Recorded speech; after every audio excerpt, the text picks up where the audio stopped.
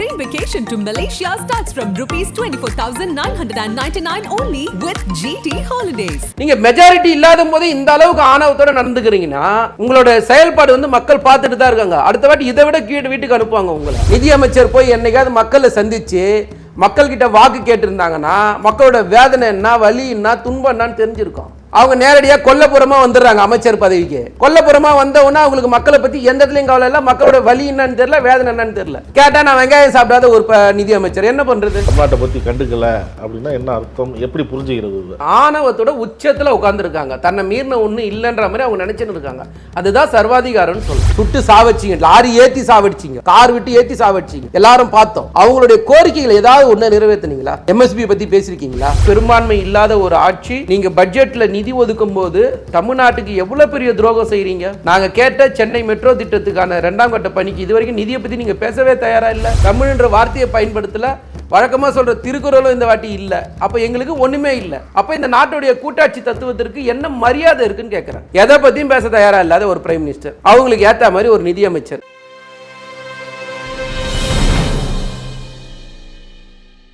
நக்கிரன் நேயர்களுக்கு வணக்கம். இன்று நம்முடன் கருத்துக்களை பகிர்ந்து கொள்ள இணைந்திருக்கிறார் திமுக செய்தி தொடர்பாளர் திரு மதிவாணன் அவர்கள். வணக்கம் சார். வணக்கம். 1.5 மணி நேரம் மத்திய பட்ஜெட் வாசிச்சிருக்கிறாங்க மத்திய நிதியமைச்சர் நிர்மலா சீதாராமன்.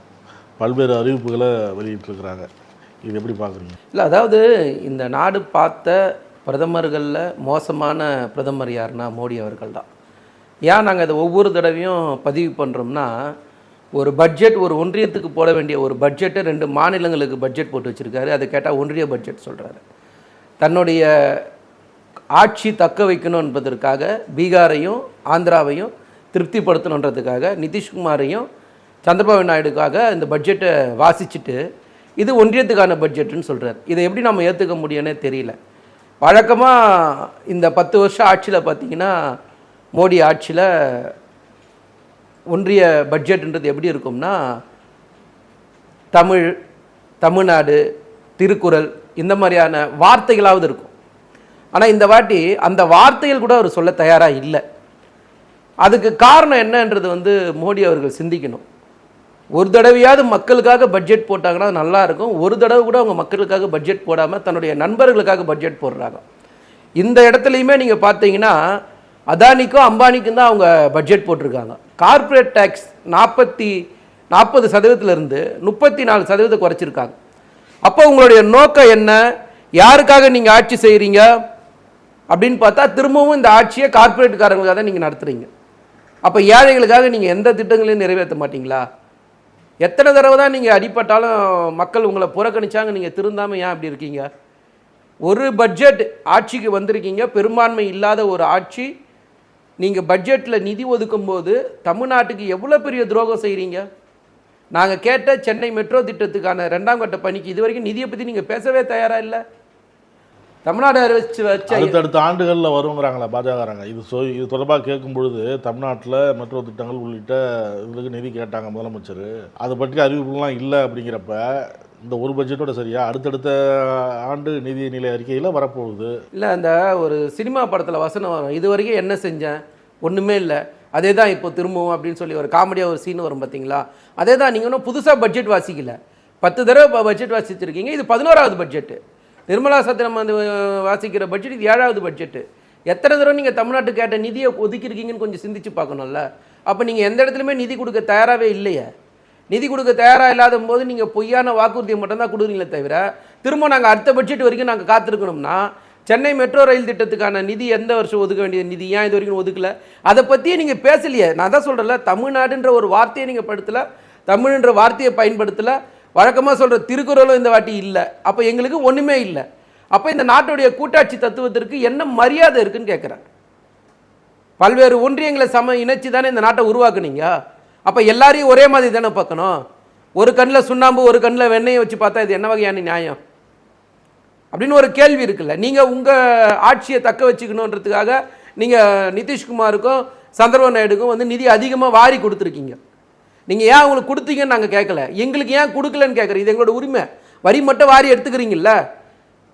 நாங்கள் கட்டுற ஒவ்வொரு ரூபாவுக்கும் எங்களுக்கு எவ்வளோ டேக்ஸ் திருப்பி கொடுக்குறீங்க, நாங்கள் ஒவ்வொரு தானே. பாஜக மாநில தலைவர் அந்த மாதிரி சொல்லி இப்போ செய்தியாளர் சந்திப்பில் அவருக்கு என்னங்க தெரியும், அந்த தமிழ்நாட்டை பற்றி என்னங்க தெரியும், தமிழை பற்றி என்னங்க தெரியும்? இந்தியா முழுவதும் தான் கணக்கு போட்டு கொடுக்குறாங்களே ஒழிய நீங்கள் சொல்கிற மாதிரி இந்த மாநிலத்துக்கு அதிகம் இந்த மாநிலத்துக்கு குறைச்சி அந்த மாதிரிலாம் பார்க்க கிடையாது.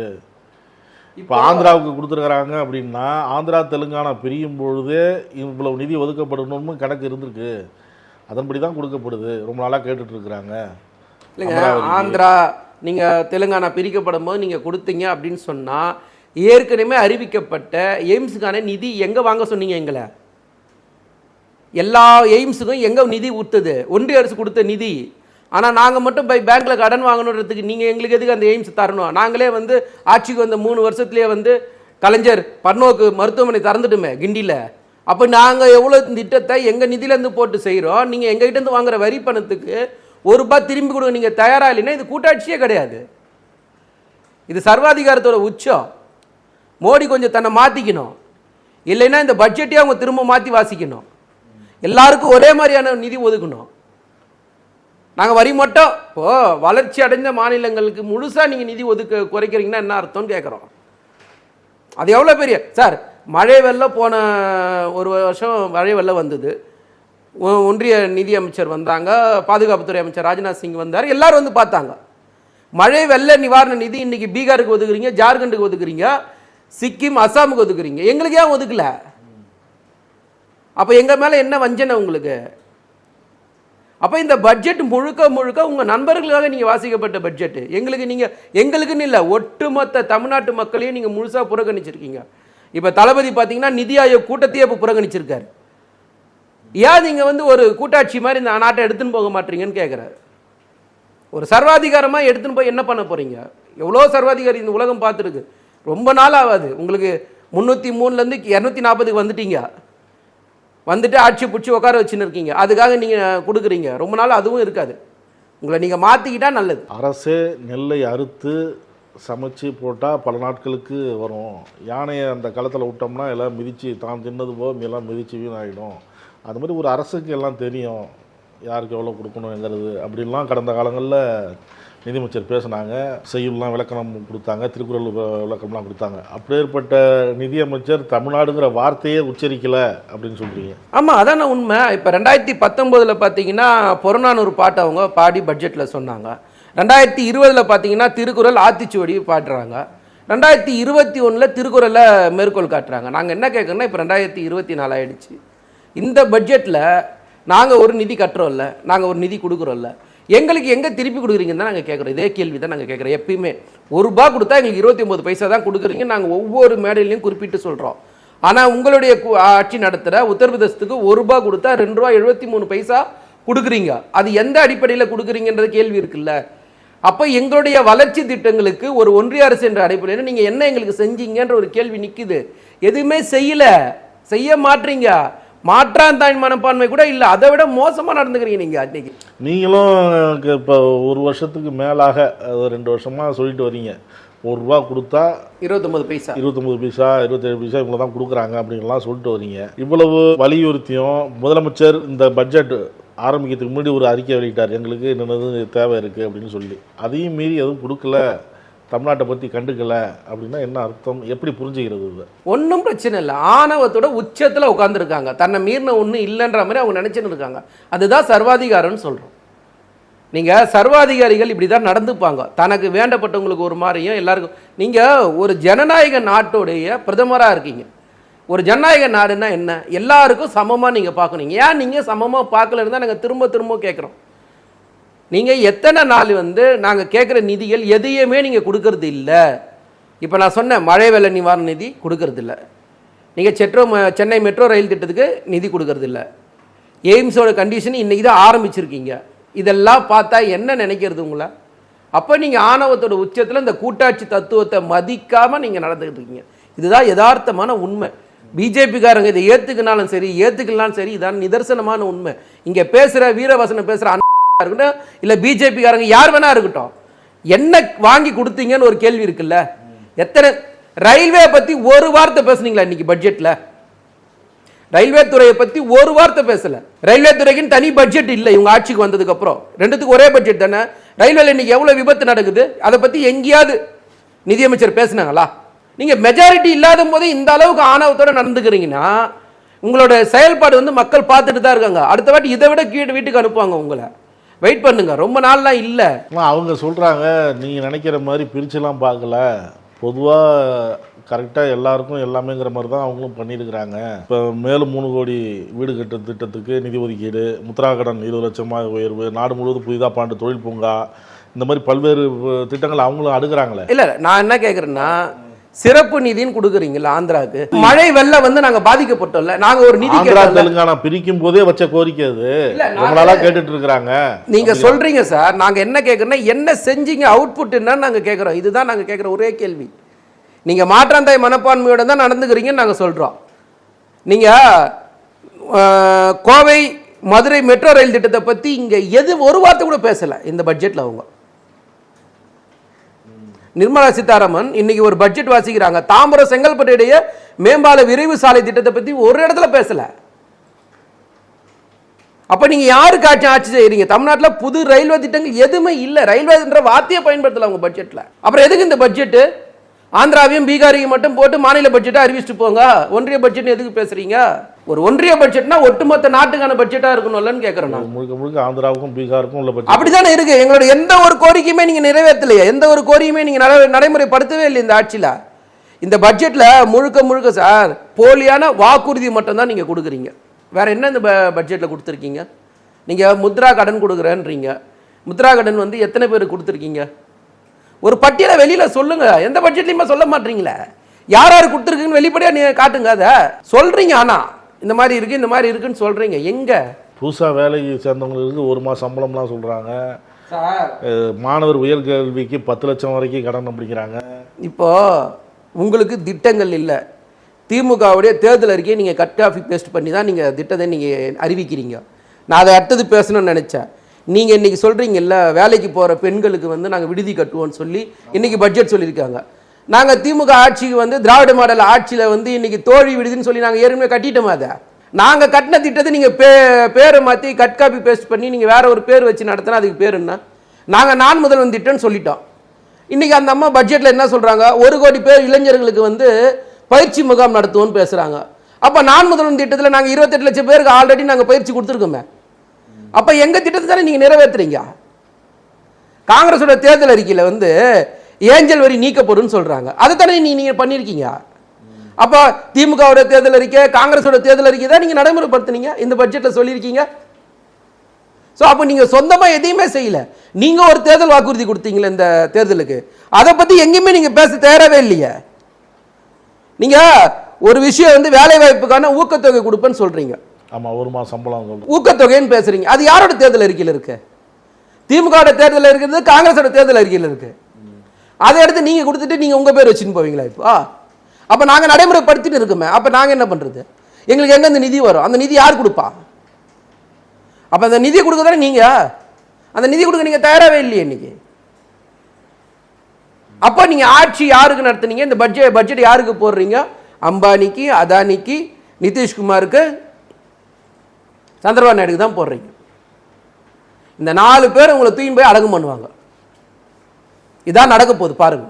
நீங்க இவங்களுக்காக நீங்க ஆட்சி நடத்துனீங்கன்னா நீங்க ரொம்ப வருத்தப்பட வேண்டியது இருக்கும். ஒழுங்கா மக்களுக்காக ஆட்சி நடத்துங்க. மக்கள் ஓட்டு போட்ட மக்களுக்கு, ஓட்டு போடாத மக்களுக்கும், 140 கோடி பேருக்கு மக்களுக்கும் நீங்க ஆட்சி நடத்தினாதான் நீடிப்பீங்க. ரொம்ப நாள்லாம் ஆகாது இந்த 2 பேர் உங்களை கவுத்து விட்டு போறதுக்குலாம். அதனால சீக்கிரமா நல்ல ஒரு முடிவு எடுத்து மக்களுக்கான ஒரு பட்ஜெட் அறிவிச்சிங்கன்னா நல்லா இருக்கும். அதே மாதிரி இந்த ஒரு பட்ஜெட்டை பற்றி பேசும்போது நீங்கள் பார்த்தீங்கன்னா விவசாயிகள் வந்து அத்தனை போராட்டம் பண்ணாங்க. சுட்டு சாவடிச்சிங்க, லாரி ஏற்றி சாவடிச்சிங்க, கார் விட்டு ஏற்றி சாவடிச்சிங்க, எல்லாரும் பார்த்தோம். அவங்களுடைய கோரிக்கைகள் ஏதாவது ஒன்று நிறைவேற்றினீங்களா? எம்எஸ்பி பற்றி பேசியிருக்கீங்களா? இல்லை வந்து விவசாய கடன் தள்ளுபடி பற்றி எங்கேயாவது பேசுகிறீங்களா? இந்த நாடு பேசிக்காக என்னது? ஒரு விவசாய நாடு. இந்த விவசாயத்தை வளர்க்கறதுக்கு என்ன மாதிரியான திட்டங்கள் நீங்கள் சொல்லியிருக்கீங்க இதில் இந்த பட்ஜெட்டில்? ஸோ எதை பற்றியும் கவலைப்படாமல் ஏதோ ஒரு நிர்வாகத்தை நீங்கள் பண்ணால்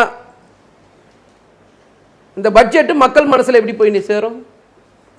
வழக்கமாக எம்ப்ளாய்மெண்ட் பற்றி பேசாத நிதி அமைச்சர் இன்றைக்கி 23 இடத்துல எம்ப்ளாய்மெண்ட்ன்ற வார்த்தையை பயன்படுத்துகிறாங்க. அதுக்கு அவங்களுக்கு 11 வருஷம் இருக்குது. அப்போ வேலையில்லா திண்டாட்டத்தை பற்றி அவங்க நினைக்கிறதுக்கே 11 வருஷம் இருக்குது. இந்த நாட்டு இளைஞர்களை பற்றி சிந்திக்கவே இல்லை, மாணவர்களை பற்றி சிந்திக்கலை, விவசாயிகளை பற்றி சிந்திக்கலை, யாரை பற்றியும் சிந்திக்கலை. அப்போ இதுக்கு பேர் பட்ஜெட்டு, இது வந்து மோடிக்கா கேரண்டின்னு சொல்லி இன்னும் பொய்யை மட்டுமே பேசின்னு இருக்கீங்க. இது வேற அடுத்த 5 வருஷத்துக்கான பட்ஜெட்டுன்னு நேற்று மோடி அவர்கள் வந்து கற்பனையிலேயே வாழ்கிறார். அவருக்கு குடும்பம் இல்லாமல் இருக்கலாம், இங்கே வாழ்கிற மக்களுக்கு ஏதாவது ஒன்று செய்யணும்ல. விலைவாசியை பற்றி பேச மாட்டீங்க, வேலையில்லா திண்டத்தை பற்றி பேச மாட்டீங்க, எதை பற்றியும் பேச தயாராக இல்லாத ஒரு பிரைம் மினிஸ்டர், அவங்களுக்கு ஏற்ற மாதிரி ஒரு நிதியமைச்சர் போய் என்னைக்காவது மக்களை சந்தித்து மக்கள்கிட்ட வாக்கு கேட்டிருந்தாங்கன்னா மக்களோட வேதனை என்ன, வலி என்ன, துன்பம் என்னான்னு தெரிஞ்சிருக்கும். அவங்க நேரடியாக கொல்லப்புறமாக வந்துடுறாங்க அமைச்சர் பதவிக்கு. கொல்லப்புறமாக வந்தவுடனே அவங்களுக்கு மக்களை பற்றி எந்த இடத்துலையும் கவலை இல்லை, மக்களோட வலி என்னன்னு தெரியல, வேதனை என்னன்னு தெரியல. கேட்டால் நான் வெங்காயம் சாப்பிடாத ஒரு நிதி அமைச்சர் என்ன பண்ணுறது? ஸோ தமிழ்நாட்டை நீங்கள் புறக்கணிக்கிறீங்க. உங்களை தமிழ்நாட்டு மக்கள் புறக்கணிச்சு ரொம்ப நாளாச்சு. ஒட்டுமொத்த இந்தியாவும் உங்களை புறக்கணிக்கிறதுக்கு ரொம்ப நாள் ஆகாது. அது தயவு செஞ்சு அவங்க மனசில் வச்சுக்கணும். ஒட்டு மொத்தத்தில் பாஜக ஆளாத மாநிலங்களுக்கு எதுவும் கிடையாது. இல்லை, அதாவது இந்த பட்ஜெட் தயாரிக்கிறதுக்கு முன்னாடி அல்வா தயாரிப்பாங்க. அது வந்து கேட்டால் பாரம்பரியமாக இருக்குதுன்னு சொல்லுவாங்க. அந்த அல்வா கிண்டி என்ன பண்ணியிருக்காரு மோடி அவர்கள் வந்து நிர்மலா சீதாராமன் கூட சேர்ந்துக்கிட்டு ஒரு அல்வா நிதிஷ்குமார் கொடுத்தாச்சு, இன்னொரு அல்வா சந்திரபாபு நாயுடு கொடுத்தாச்சு. மற்ற மக்களுக்கெல்லாம் என்ன கொடுத்துட்டாங்கன்னா வெறும் அல்வாவை கொடுத்துட்டாங்க.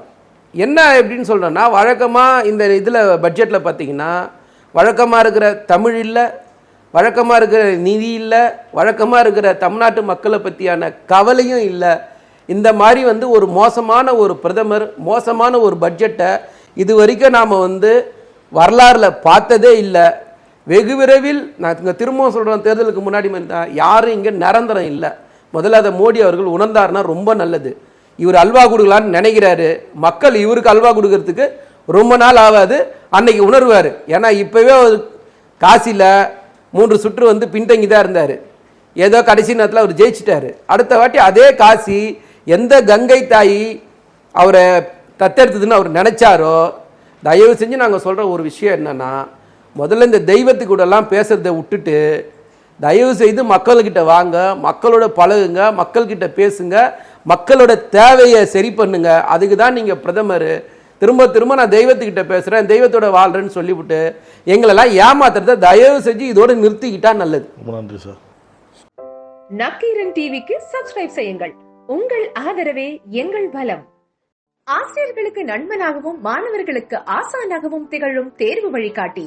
ஒவ்வொரு பாடத்திற்கும் அனுபவமிக்க ஆசிரியர்களின் துல்லியமான தெளிவான விடைகள். CNC இருக்கு, தேர்வு பயம் எதற்கு? இது தீரன் பப்ளிஷிங் ஹவுஸ் விற்பனை வெளியீடு.